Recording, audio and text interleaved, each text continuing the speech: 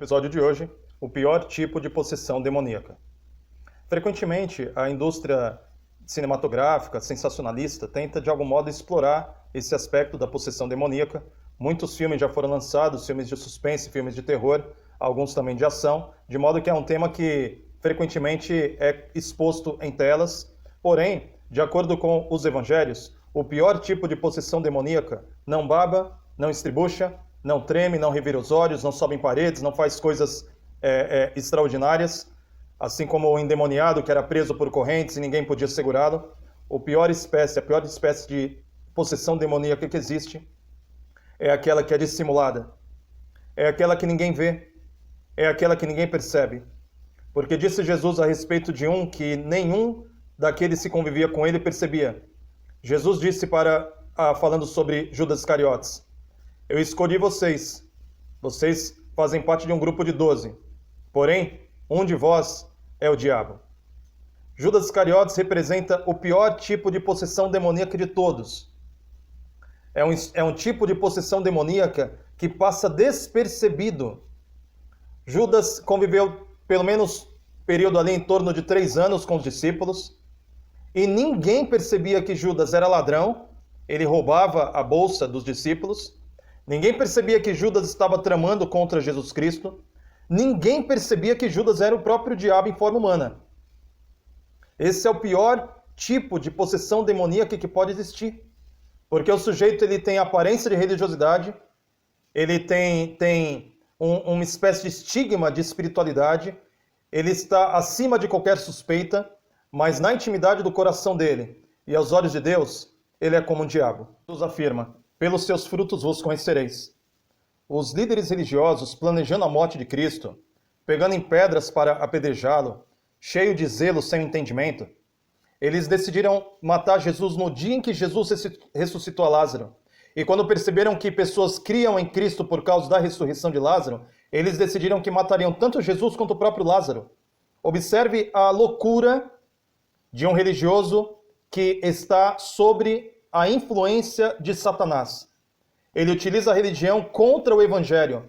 Ele utiliza a religião contra as evidências da verdade.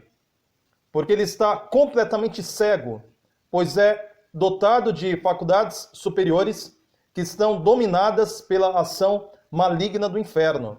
Isso é uma coisa terrível.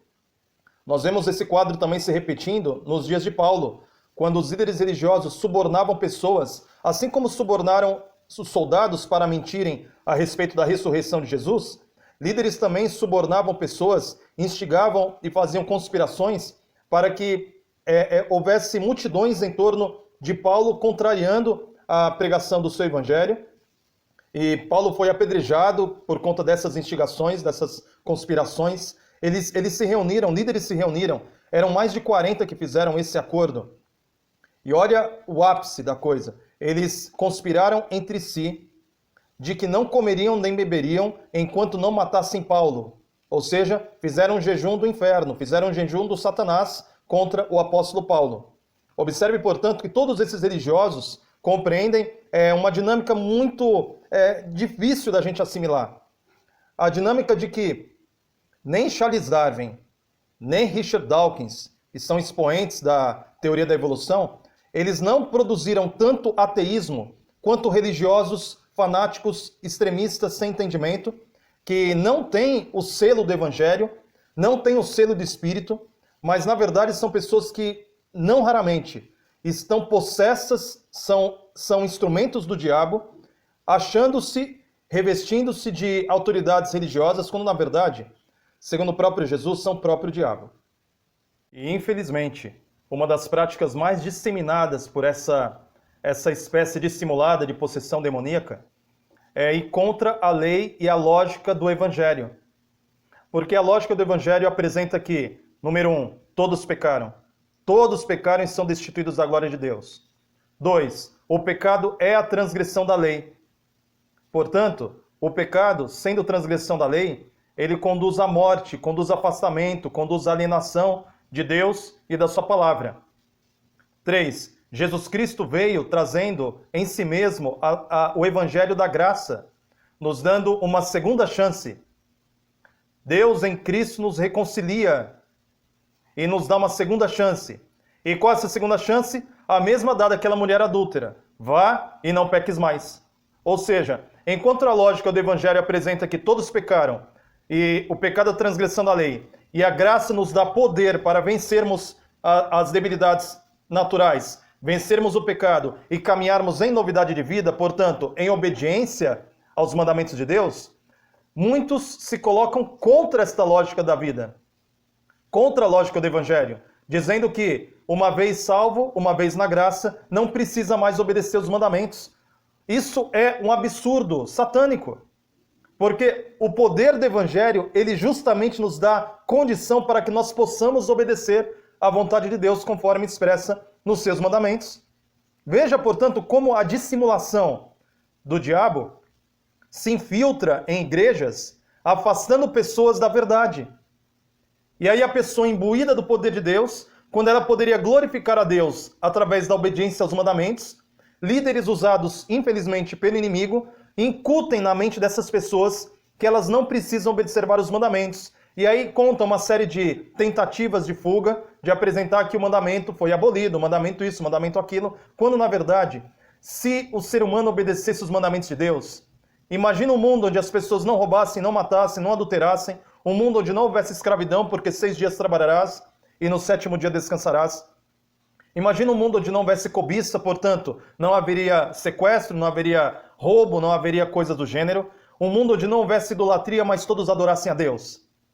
Imagina esse mundo. Pois então, é esse mundo que Deus idealizou. E esse mundo será refeito pelo poder de Deus. Porque João viu novos céus e nova terra. E no novo céus e nova terra não haverá quebrantamento da lei. Isso já deve existir no seu coração e no meu, pelo poder de Deus, através do Evangelho eterno. E a dificuldade toda nesse tema é porque, segundo Paulo, esses tais pareceriam ser seguidores da religião. Ou seja, seriam como cordeiros em pele de... O contrário, seriam lobos em pele de cordeiro. Teriam a aparência da coisa, mas não são. Eles conheceriam a verdade, mas nunca foram transformados por ela. É algo muito terrível de nós considerarmos.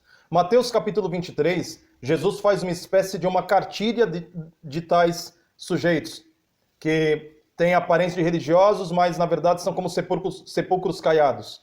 Por fora têm aparência, mas por dentro é cheio de imundícia, imoralidade.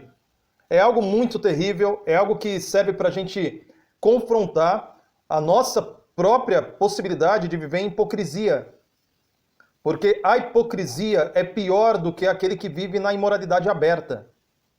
Jesus fala, antes fossem frio do que morno, antes fossem completamente perdidos do que aparentando ser salvos, mas na verdade estão afastados do poder de Deus. Esse é um quadro muito terrível, e nesse sentido Jesus diz, eis que estou à porta e bato. Jesus está batendo a porta da nossa hipocrisia, Jesus está batendo a porta da nossa aparência de piedade, Jesus está batendo a porta para que possamos verdadeiramente nos tornarmos quentes, ou seja, termos a justiça de Cristo sobre nós e não a nossa própria justiça, que aparenta ser religião, aparenta ser evangelho, mas não tem nada a ver com o evangelho. Jesus nos fala através do apóstolo Tiago, resisti ao diabo e ele fugirá de vós. Humilhai-vos sobre a poderosa mão de Deus, que possamos de fato nos sujeitarmos ao Senhor, para que não venhamos a ter tão somente uma capa, mas o interior, na verdade, está muito afastado de Deus. Esse foi mais um episódio do canal. Eu peço que você curta, compartilhe, se inscreva, porque definitivamente, se mantivermos uma aparência sem transformação do Espírito, poderemos enganar homens, mas jamais enganaremos a Deus.